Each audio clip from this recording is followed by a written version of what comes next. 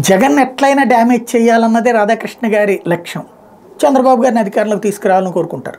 దానికోసం ఆయన వేస్తున్నటువంటి ఎత్తులు తెలుగుదేశానికి మైనస్ అవుతున్నాయేమో చూసుకోవాలి. రోజు షర్మిలని ప్రమోట్ చేసుకుంటూ వస్తున్నారు. అందులో తాజాగా జగన్కి ఇప్పుడు అంతా రివర్సు. ఎమ్మెల్యేలు అందరూ వెళ్ళిపోతున్నారు. తెలుగుదేశంలో జనసేనలో ఛాయిస్ లేదు కాబట్టి షర్మిల దగ్గరికి వెళ్తున్నారు. కాంగ్రెస్ పార్టీలో చేరిపోతున్నారు. ఒక కాళ్ళ రామకృష్ణారెడ్డి ఇంతవరకు మాట్లాడింది. ఇంకా పెద్ద ఎమ్మెల్యేలు ఎవరు మాట్లాడాల. చిన్న చితక చోటా మోటా కార్యకర్తలు ఎవరిని వెళ్తే ఏమయ్యేదేం కాదు. కాంగ్రెస్ పార్టీ ఏదో అద్భుతంగా పుంజుకుంటోంది అన్నట్టు క్రమంగా షర్మిలను ప్రమోట్ చేసుకొస్తున్నారు. రాధాకృష్ణ గారి ఉద్దేశం ఏంటంటే షర్మిల ప్రమోట్ అయిపోతే వైఎస్ఆర్ కాంగ్రెస్ పార్టీ ఖాళీ అయిపోతుంది. కాంగ్రెస్ పార్టీకి మళ్ళీ పునర్వైభవం వచ్చేస్తుంది. తద్వారా తెలుగుదేశం పార్టీ లైఫ్ లాంగ్ హ్యాపీగా ఉండొచ్చు. వైసీపీ ఓట్లు చీలిస్తే కానీ తెలుగుదేశం అధికారంలోకి రాదు అన్నటువంటి ఈయన ప్రధానమైనటువంటి ఉద్దేశం. దానివల్ల షర్మిలను ప్రమోట్ చేస్తున్నారు. Very simple logic.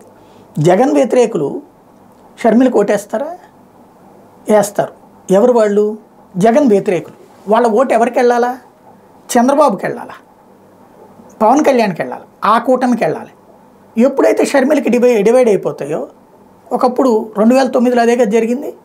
చిరంజీవి పోటీ వల్ల ప్రభుత్వ వ్యతిరేక ఓటు చిరంజీవి వైపుకి టర్న్ అయింది. దాని ఇంపాక్ట్ మళ్ళీ రాజశేఖర రెడ్డి విజయం సాధించాడు.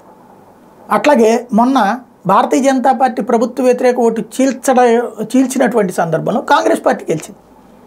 ఇది కామన్ సెన్స్. దీంతో తెలుగుదేశానికి అధికారంలోకి వచ్చేదాన్ని దూరం చేస్తున్నారేమో ఆర్కే గారు ఆలోచించుకుంటే బెటర్.